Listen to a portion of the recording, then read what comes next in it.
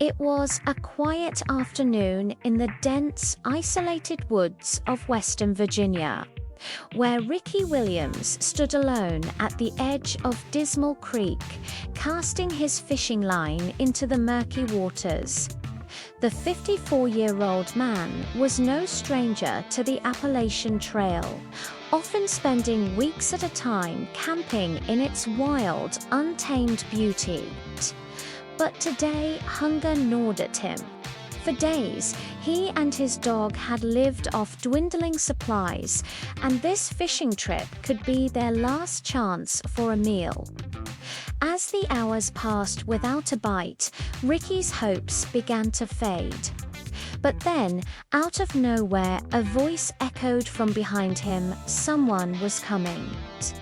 It was a man in his early 30s, introducing himself as Scott Johnston, a fellow camper. Ricky, desperate for food, welcomed the encounter. Scott seemed friendly enough, offering Ricky energy bars, chips, and fresh bait. They fished together for a while, and for a brief moment, things felt normal again.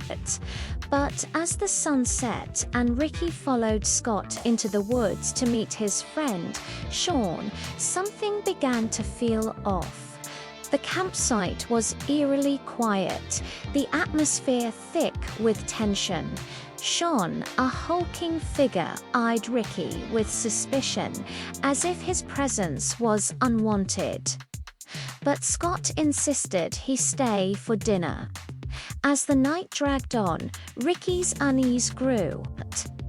The two men were not what they seemed, and the kindness they showed quickly turned to something far darker.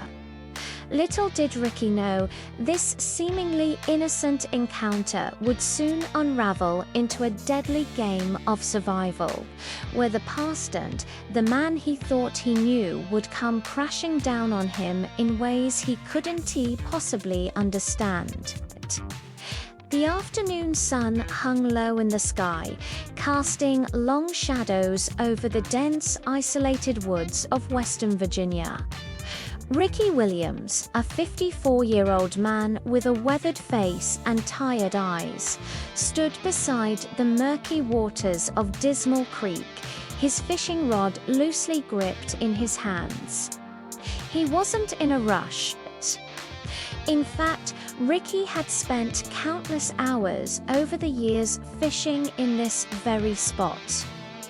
Often alone, sometimes with his dog, always with a sense of quiet satisfaction. But today, something felt different. Ricky had been fishing for almost an hour without so much as a nibble. It wasn't that he minded fishing, to him was more about peace than catch, but his supplies were running dangerously low for the past few weeks. He and his dog had been living off meager rations while camping along the Appalachian Trail. But now, there was nothing left but scraps. If he didn't catch something soon, he wasn't sure how they would survive the coming days. The thought of starving in the wilderness, far from any help, gnawed at him.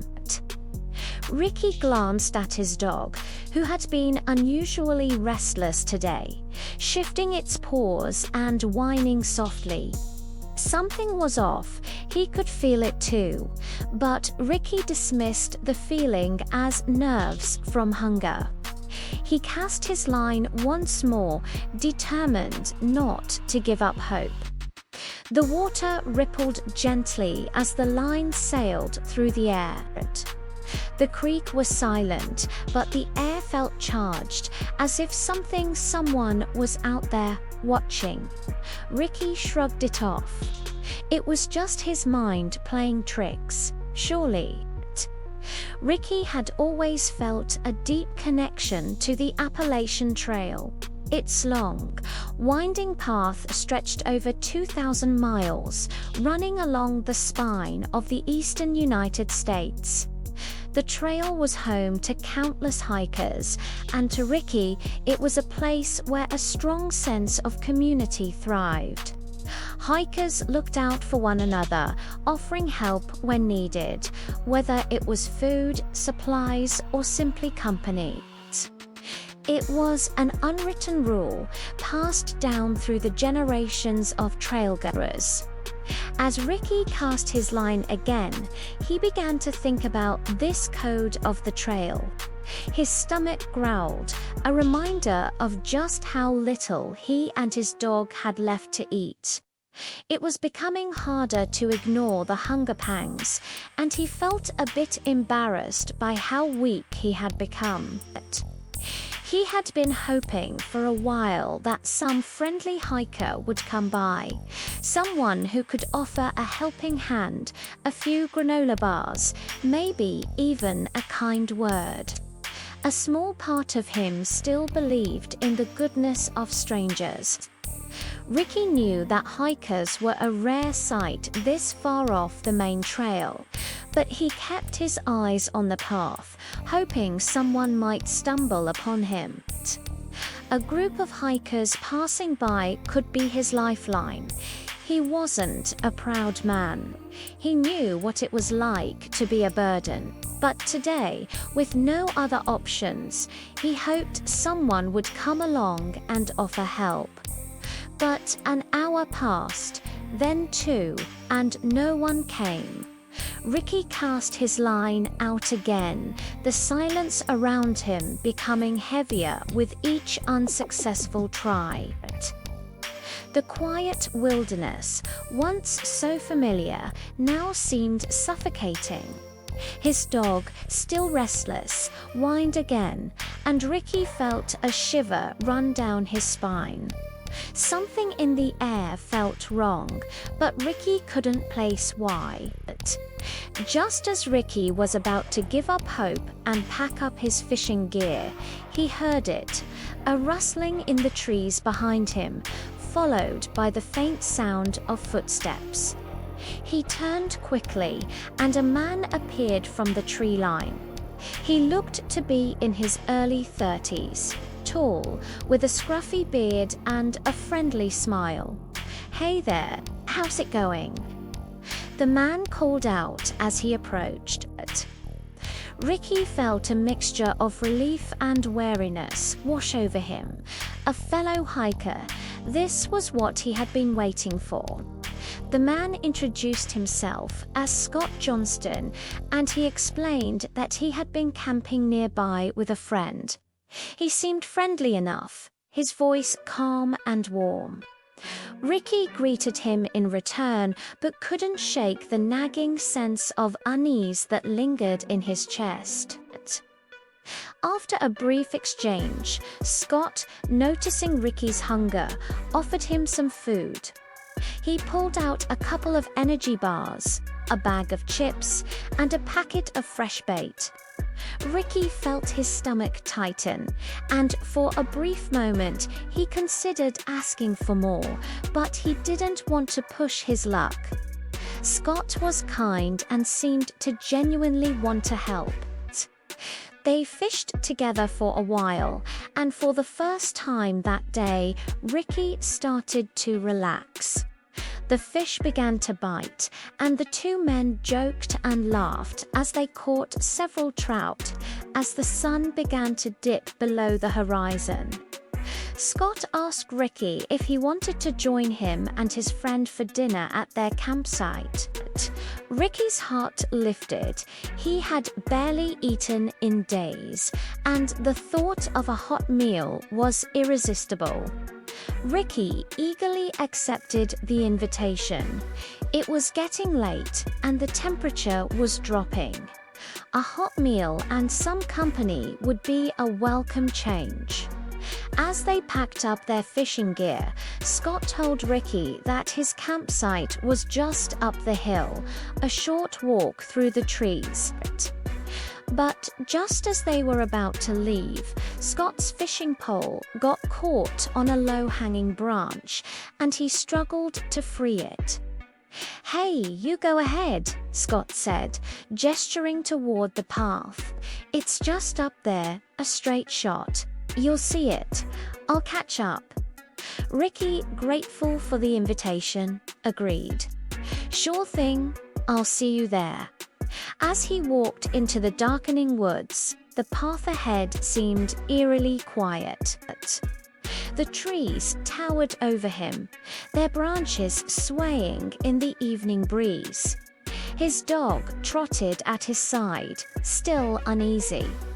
Ricky quickened his pace, eager to get to the warmth of the campfire. He wasn't sure why, but his unease had only grown since meeting Scott. Something wasn't right. But he told himself he was just being paranoid. It was late, he was hungry, and he was exhausted. After a few minutes of walking, Ricky emerged from the trees into a small clearing. The campsite was ahead. He could see a fire burning brightly, and in front of it, a large man stood, hunched over the flames. This man, at least twice the size of Scott and 4 times the size of Ricky, turned as Ricky stepped into the circle of light. The man's eyes narrowed as he took in the sight of the stranger approaching. Ricky froze. Something about this man, he looked menacing, like he was ready to spring into action at any moment. The man at the campsite didn't speak at first. He just stared at Ricky, sizing him up. Ricky's heart raced, and for a moment he thought about turning around and walking away.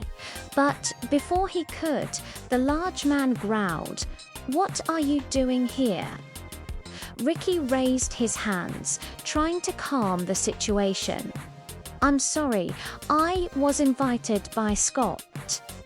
He told me his campsite was up this way." He gestured to the clearing around them. "I'm not sure if I'm in the right spot." The man, who seemed to be eyeing Ricky with increasing suspicion, didn't answer immediately. Instead, he reached for a large piece of wood near the fire, holding it in a way that made Ricky feel as if he were being threatened. Ricky's palms began to sweat. He tried not to panic, but the growing tension in the air made it hard to stay calm. Just as Ricky was about to apologize again and leave, Scott emerged from the trees. He walked toward Ricky with a smile, his easygoing demeanor a stark contrast to the tension in the air. "Oh, you've met Sean, I see," he said, patting the large man on the back. "Sean's a bit protective of the campsite, but don't worry, he's harmless."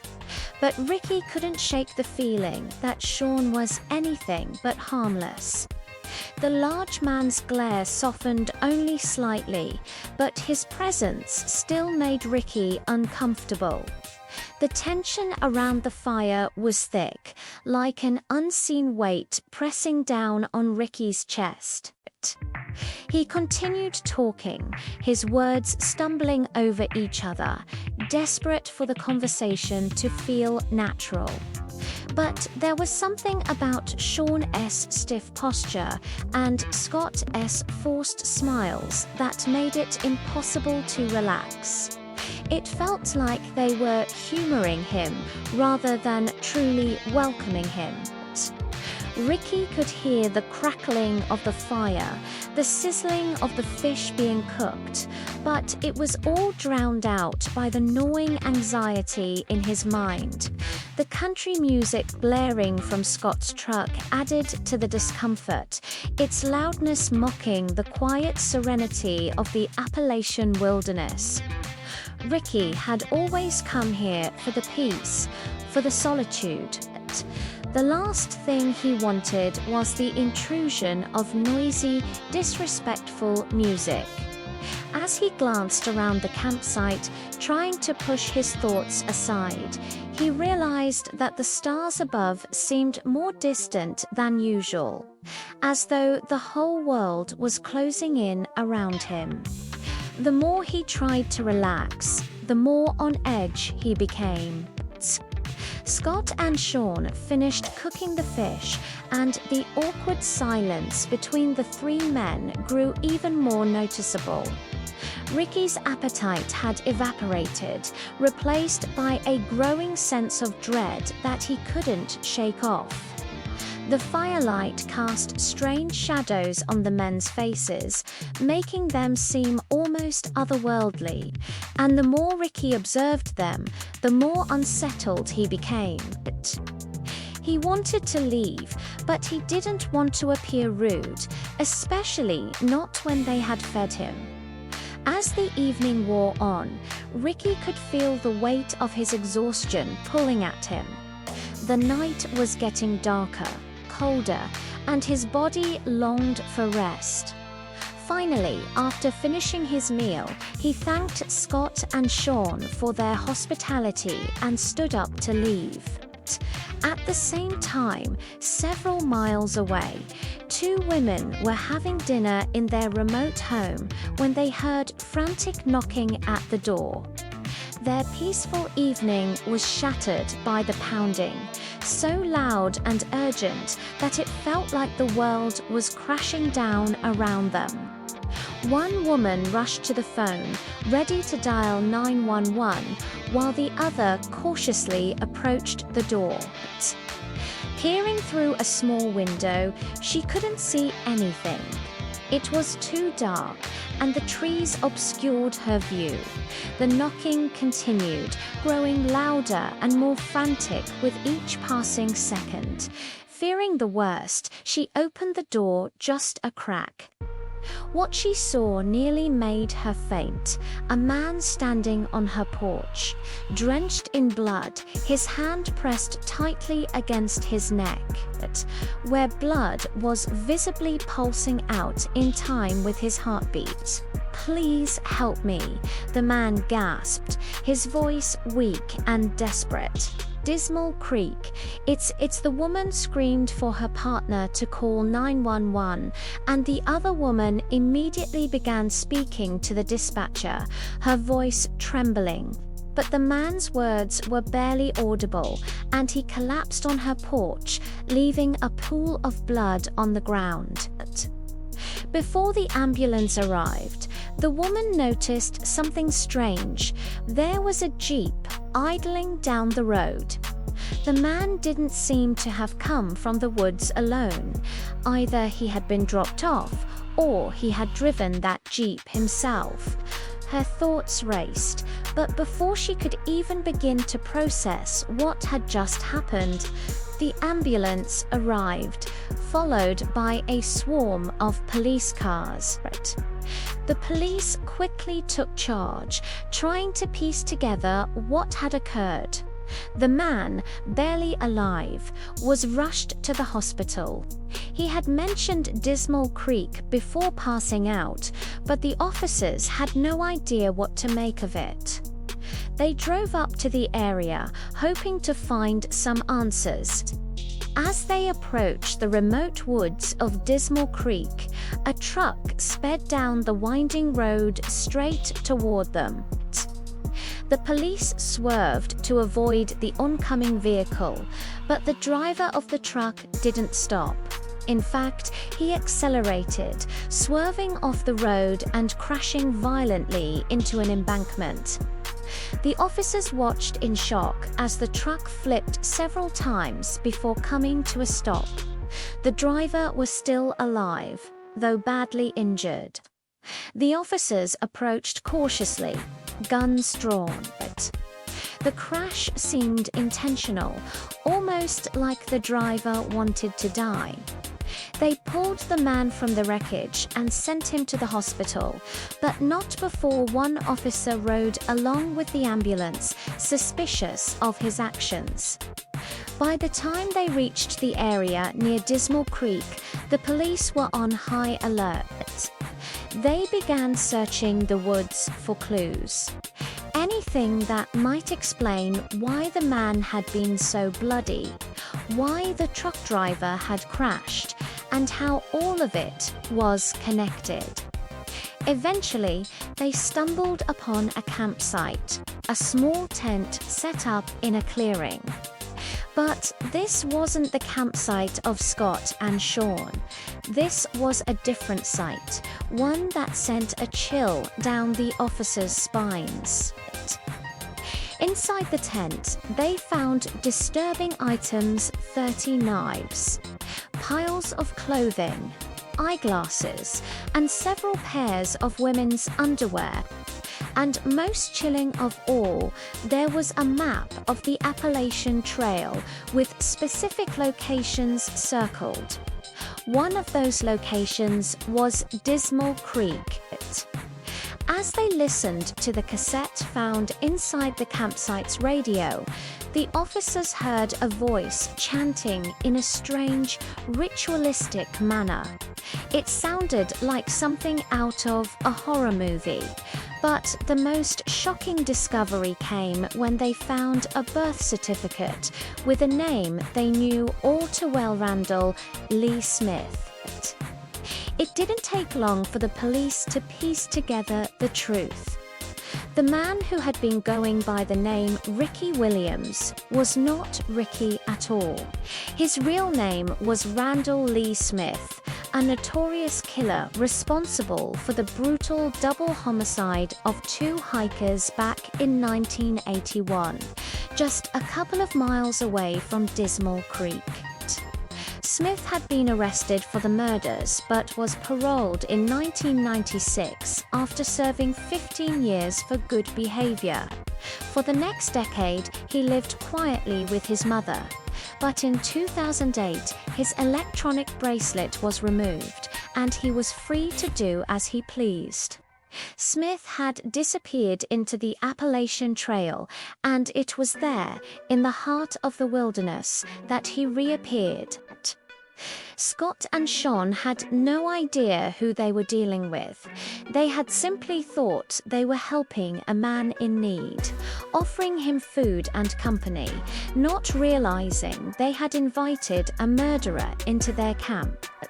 The map Smith had been carrying, the cassette tape, the strange items in his tent, everything pointed to one horrifying conclusion. Smith believed the Appalachian Trail was his sacred place, and anyone who disrespected it was a threat. Smith's actions, including the brutal attack on Sean and Scott, were the result of his twisted sense of ownership over the land. He had killed before, and he would kill again. After the wreck and the discovery of Smith's true identity, the police scrambled to find more evidence, but they came up short. Smith had never explained why he killed the hikers back in 1981, or why he attacked Scott and Sean in 2008. His motives remained a mystery, and he took those secrets with him to his grave. The case of Dismal Creek would remain one of the most chilling unsolved mysteries of the Appalachian Trail. Though Randall Lee Smith was dead, his twisted legacy lived on in the stories whispered by those who knew the truth. And, as always, the woods would remain a place of both mystery and danger, with secrets waiting to be uncovered by those brave enough to walk its trails.